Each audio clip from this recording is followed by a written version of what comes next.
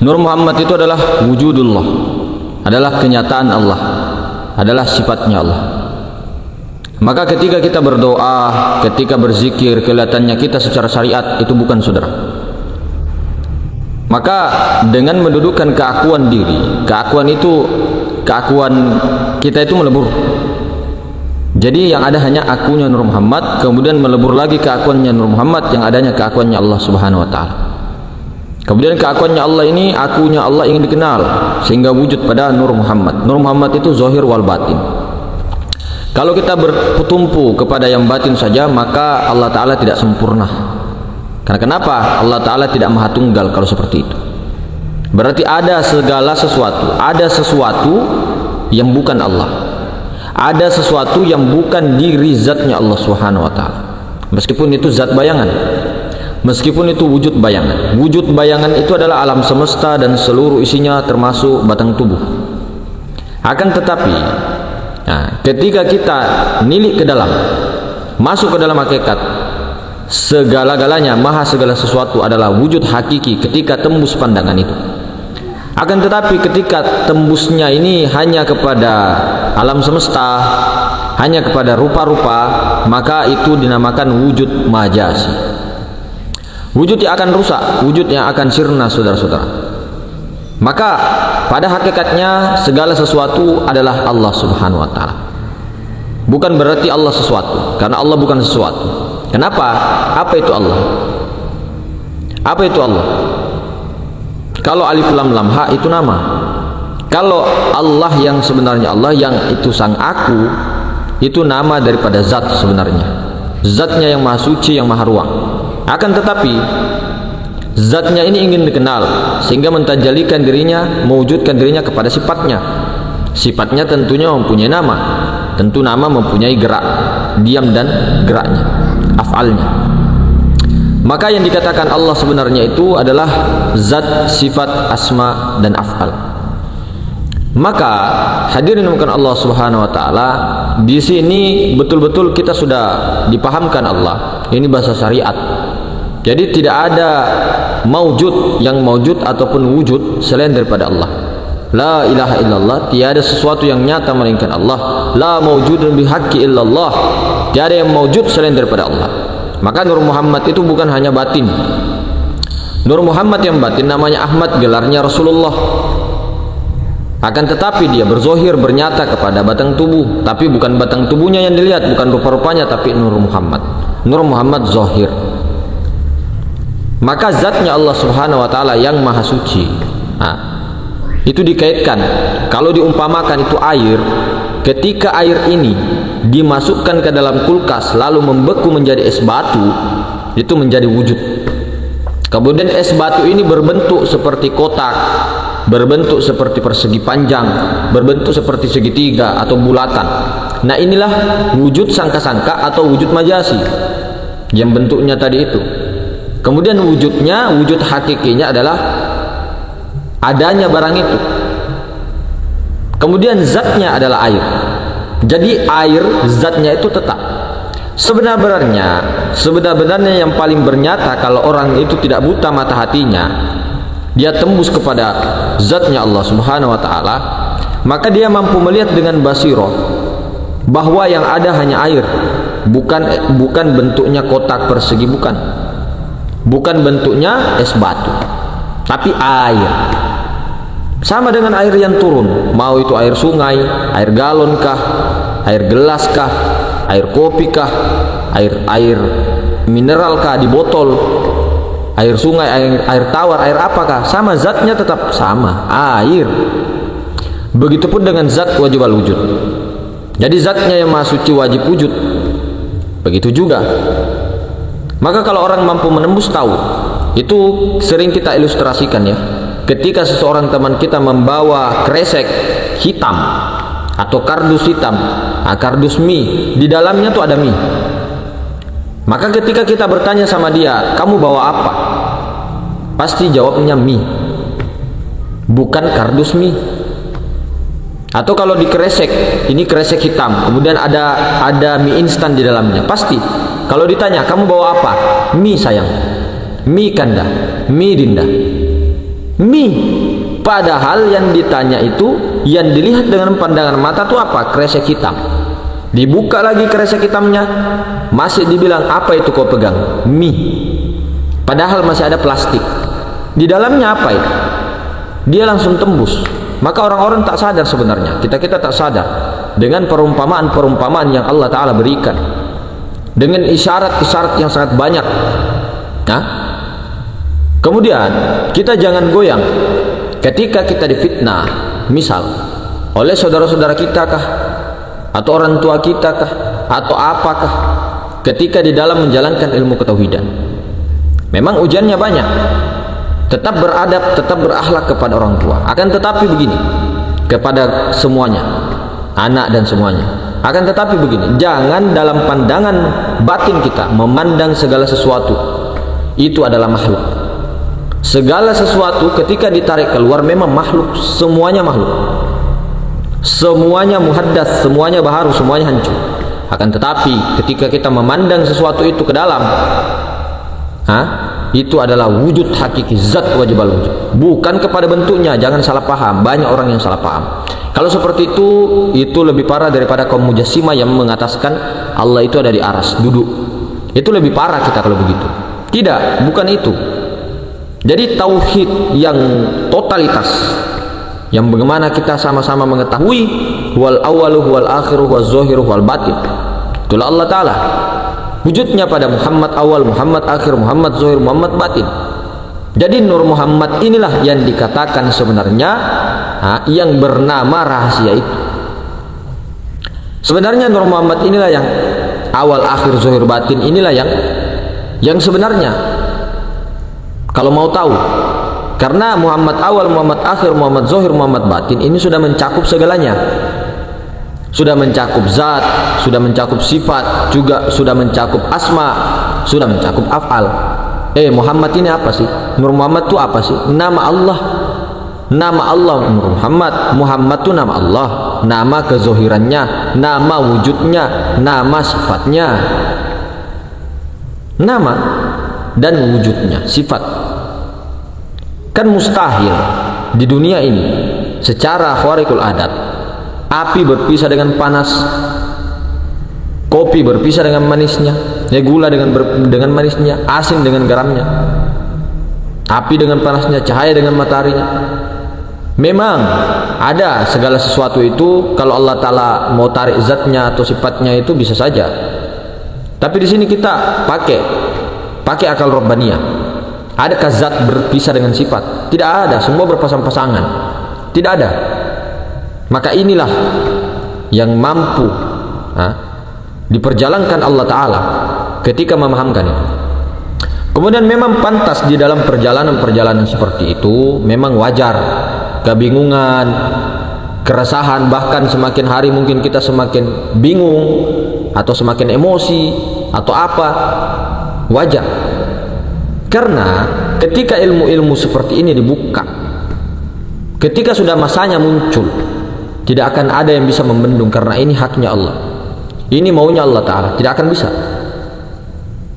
Mau berapapun tidak akan bisa. Itu akan sudah terjadi pada leluhur-leluhur kita sudah mengatakan itu. Kecuali memang tidak ada tugas, jangan berani-berani. Tidak ada bisyarat, jangan berani-berani. Karena kenapa? Berbahaya sekali. Berbahaya sekali. Sebenarnya berbahaya. Akan tetapi sekarang ketika kita membicarakan ilmu tauhid, ini sudah masanya. Sudah masanya. Dan sebenarnya ilmu tauhid ini sudah diajarkan sejak zaman Nabi Adam, zaman Nabi Nuh. Makanya mereka beliau-beliau itu ditentang. Bayangkan Nabi Nuh alaihi wassalatu wassalam, berapa ribu kira-kira umat yang dihadapi beliau, ratusan ribu bahkan jutaan. Berapa saja yang ikut? 83. Kenapa? Karena peliknya ilmu-ilmu tauhid ini, maksudnya sangat sulitnya dipahami. Secara logika sebenarnya bisa, akan tetapi ketika masuk ke dalam rasa, masuk ke dalam kesadaran, banyak yang tidak mau, banyak yang masih menolak. Begitupun dengan di zamannya Nabi Ibrahim, di zamannya Nabi Musa, di zamannya Nabi Isa, mati-matian membawa ilmu tauhid. Millata Ibrahim, ini agama tauhid. Makanya kenapa Wali Songo waktu ketika di Sumatera, ketika di di Patani Thailand, di Filipina, di Indonesia, wali-wali yang masuk ke Indonesia itu, beliau-beliau ketika sebelum Islam itu menyebar, Nusantara ini seperti agama tauhid, agamanya Nabi Ibrahim. Kenapa? Karena Nusantara kemudian di teritorial wilayah Asia bagian sini itu keturunannya Nabi Ibrahim, rata-rata loh ya. Dari istri Siti Kunturoh, semua pasti sudah tahu karena riwayatnya sudah banyak ya, dan banyak ustadz-ustadz juga yang membuka itu. Makanya ketika para zuriyah yang ingin dijadikan raja di Nusantara, zuriyah Nabi sallallahu alaihi wasallam, Bani Jawi atau Bani Melayu. Nah, Melayu itu sebenarnya termasuk Indonesia, Sumatera, Kalimantan, Sulawesi, Jawa, itu semua sebenarnya rasnya Melayu, rasnya Detro Melayu, Melayu muda. Malaysia, Filipina, semua Melayu, cuma dipisahkan oleh penjajah karena ada suatu tugas khusus di masa itu, dan akan terus berlanjut sampai akhir zaman. Tapi yang namanya orang-orang yang sudah bertauhid tidak akan pernah gentar, tidak akan pernah terkesan, mau dia diapakan saja, santai saja. Sekali layar terkembang, pantang biduk surut ke pantai. Sekali sudah jalan terus. Sekali sudah melangkah terus. Sekali cinta terus. Jangan sekali cinta di belakang benci. Tidak. Itulah sifat kesatria. Sekali satu, tidak 1, 2. Oh, besok 2, besok 3, besok 4. Tidak. Sekali satu. Sekali tertancap masuk ke dalam, jangan dilepas. Wallazina jahadu fina lanahdiyannahum subulana. Barang siapa yang bersungguh-sungguh di jalanku, maka akan kutunjukkan jalan-jalan hidayah. Itu kata Allah. Ya ayyuhallazina aman in tansurullah yansurukum yusabbit aqdamakum. Hai orang-orang yang beriman, tolong agamaku, kata Allah. Niscaya Allah akan tolong kalian. Nah, tolong din. Masalahnya bagaimana kita mau menolong kalau kita saja belum masuk ke dalam muslim yang betul-betul indallah, betul-betul di sisi Allah, muslim yang berserah diri secara total. Artinya apa? Mengembalikan hak Allah secara totalitas sebagai khalifatullah, pengganti daripada Allah. Akan tetapi ketika kita masih ada rasa-rasa yang melihat, yang mendengar, yang berkuasa, yang berkehendak, segala-galanya, khalifah macam apa itu? Bukan khalifah, iblis. Silakan, memang iblis kita. Bolehlah kita flashback di masa-masa lalu kita. Ketika kita masih remaja atau masih anak-anak kecil, SMP, SMA atau apa, kemudian sampailah 20 tahun, 30 tahun, 40, 50 tahun, semua ilmu-ilmu yang kita dapat, pernah tidak kita memulangkan?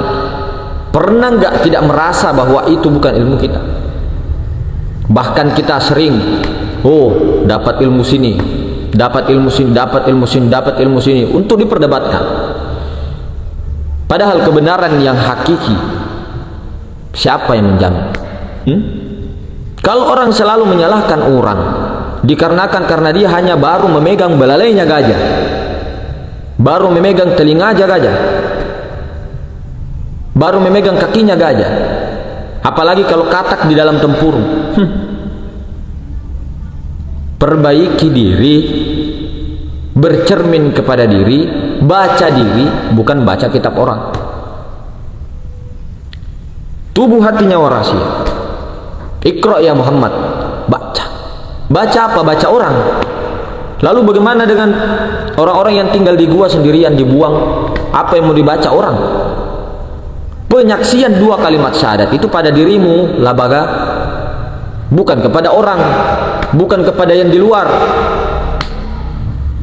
Kembali ke rahmatullah, innalillahnya. Rahmatullah itu yang mana? Di sana yang mana? Ini yang kau bilang maruang yang mana? Kalau kamu dibilang di situ, berarti kamu menempatkan Allah. Kembali ke rahmatullah, itu kembali kepada rahmatnya Allah, tidak kemana-mana. Karena Allah itu tidak kemana-mana, tetap bako. Tidak bisa dibilang di atas, tidak bisa dibilang di bawah, tidak bisa dibilang di depan, di belakang, di kanan, kiri. Meliputi. Jadi apa yang kau bawa? Kalau bukan kau punya rahmatullah, rumah, istana, kerajaan, diutus apa untuk apa? Wa ma arsalnaka illa rahmatan lil alamin. Aku tidak mengutus, aku mengutusmu Muhammad hanya untuk rahmat seluruh alam, rahmat seluruh alam. Alam semesta itu batang tubuhmu, labaga, secara hakikat. Jadi Nur Muhammad diutus untuk batang tubuh, untuk merahmati batang tubuh, untuk menyaksikan, mengembalikan itu semua haknya Allah Ta'ala, sehingga berpulang ke rahmatullah itu secara sempurna, bukan kemana-mana, tidak kemana-mana.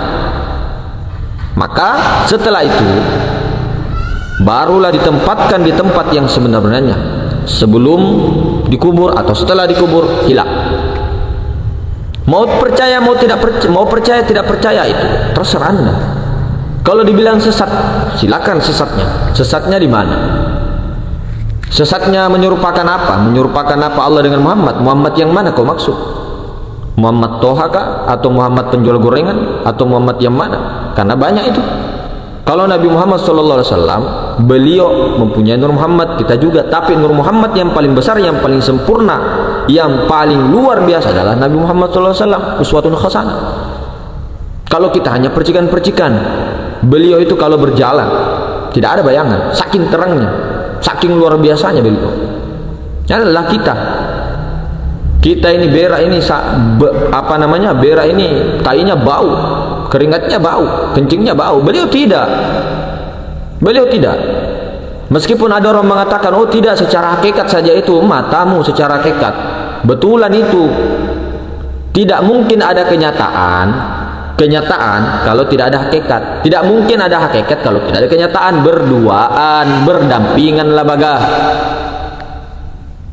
Tidak hanya hakikat, surga itu neraka di sini saja. Iya, kita tahu labaga. Semua tahu ada hakikat, ada juga syariat. Apa sih syariat itu? Hah? Apa syariat? Kenyataan. Orang-orang dengan sombongnya mengatakan, apa itu syariat, rendah sekali, dasar. Matamu, dasar. Kenyataan labaga. Dari martabat ahadiyah, wahda wahidah sampai insan. Martabat insan itu bernyata, nyata senyata-nyatanya itu syariat. Di mana kau mau ini? Kamu naik tidak turun. Mi'raj ke kosong, di kosong terus. Di kosong memang terus akuannya, tapi menyaksikan wujudnya sendiri, karena aku itu ingin dikenal. Makanya tarki dulu. Itulah susahnya kalau dari bawah ke atas. Tapi kalau dari atas turun enak. Langsung ke dijelaskan daripada awal mula kejadian, baru turun, enak sekali tuh. Turunnya bukan turun kesadaran aku ke akunya Adam lagi, tidak labaga. Bukan lagi turun kesadarannya ke akunya Nur Muhammad, tidak. Keakuannya Allah, mengakui hak Allah, tapi akunya Allah menyaksikan Nur Muhammad, bukan turun di akuannya Nur Muhammad, apalagi akuannya Adam. Jadi memang pertama itu kita naik mi'raj, maksudnya ke dalam mi'rajnya ke 7 langit, maksudnya kudrah irada ilmu hayat sama basar kalam tuh sampai langit ke 7, masuk ke Sidratul Muntaha, kesadaran tertinggi itu akuannya Allah. Kemaharuan jangan kesana deh, ke dalam itu tembus, ke dalam ada kolbu, di dalamnya ada ruh, di dalamnya ada mahruang. Kenapa? Ya tapi memang perlu hidayah. Tapi begini, sebenarnya perkara-perkara yang sudah jelas seperti ini, itu sebenarnya tinggal di-PR-kan bagaimana mesra, dimusyahadakan sampai fana, difanakan terus sampai bako. Tapi jangan mengejar bako, musyahadakan terus saja, fanakan terus saja di keakuan itu terus. Bakoknya Allah Ta'ala, bakoknya Allah Ta'ala sendiri yang membakokkan itu, tanpa kita mengaku. Maksudnya begini, tanpa kita mengatakan saya ini sudah bako, saya ini saudara sudah hilang keakuannya. Enggak, kalau kamu bilang itu batal, diam aja. Enggak perlu ngomong saya tuh semenjak begini saya sudah hilang keakuannya. Maka hilang keakuan kalau begitu. Itu kalau orang-orang yang makomnya tinggi, misal kita dibawakan wali-wali Allah itu dengar kita itu begitu, rasanya tuh pengen muntah. Maksudnya rasanya tuh pengen ketawa begitu. Kalau orang-orang yang level-level di atas, kalau macam kita ini wajar.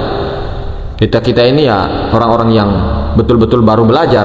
Maksudnya kita semua sama. Tidak ada yang mengatakan bilang sudah di atas, tidak ada. Jadi kalau orang berbicara jangan lihat kepada orangnya, langsung kepada kalamullahnya. Jadi ketika ada anjing yang tiba-tiba berbicara secara rohani atau kodok atau monyet memberikan petunjuk di situ, kita mampu terima karena yang dilihat afalnya Allah, bukan kepada orangnya. Mau orang amalkan tidak amalkan, jangan lihat orangnya. Karena kalau kita melihat sisi manusianya, sisi orangnya, kita tidak mau lagi ikut sama siapa-siapa. Maksudnya kita tidak mau lagi berteman sama siapa-siapa. Karena kita melihat makhluknya, bukan tembus.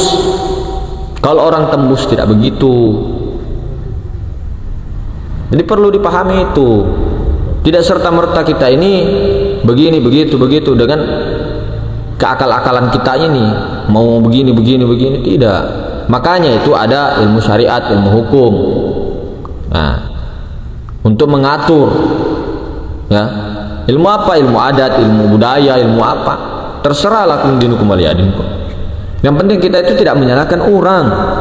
Jangan selalu berbangga dengan kaki gajah yang kau baru pegang itu. Berapa hadis sih kamu hafal? Misal kalau kita tanya diri kita, 10.000 kah? 10 saja, satu huruf saja dikaji. Walaupun kajiannya kita ini bisa kelihatannya mengkaji, belum tentu juga benar. Lalu di manakah kebenaran? Saya tanya, coba tanya kepada diri kita, siapa yang benar? Di mana kebenaran itu? Sementara orang banyak mengaku muslim, mengaku Islam saja, belum tentu Islam. Apalagi iman. Wah, itu betul-betul perlu kita ini introspeksi diri saja, tidak perlu keluar. Sapu-sapu itu rumahmu, banyak sarang laba-laba. Jolok itu apa namanya? Ini nih. Apa namanya? Sarang laba-laba banyak. Sapu itu, pel itu rumahmu sendiri. Jangan kau masuk di rumahnya orang, kau mau acak-acak rumahnya orang, pendiriannya orang, apa semua, tidak. Masuk ke dalam. Nabi Muhammad SAW, Rasulullah SAW itu kebanyakan berdakwah bukan memakai ilmu. Ilmu penting, ilmu itu cahaya, tapi bisa jadi hijab, bisa jadi kegelapan. Kalau kesombongan, nafsu ananiyah. Rasulullah pakai akhlak. Rasulullah SAW uswatun hasanah, contoh yang terbaik. Kalau Nabi kita yang bernabi, yang percaya saja kepada beliau. Kalau tidak percaya, silakan aja, kita tidak apa-apa. Nah begitu. Jadi betul-betul ayolah kembali. Ittabi'u man la yas'alukum. Kembali ayo. Nah, jadi perlu dikholwatkan 1 jam, tambah lagi kholwatnya 1,5 jam, tambah lagi. Itu melatih keakuan Adam di situ. Meninggalkan kesibukan dunia, kesibukan yang mata yang melihat, mematikan sementara mata kita, memfokuskan di situ.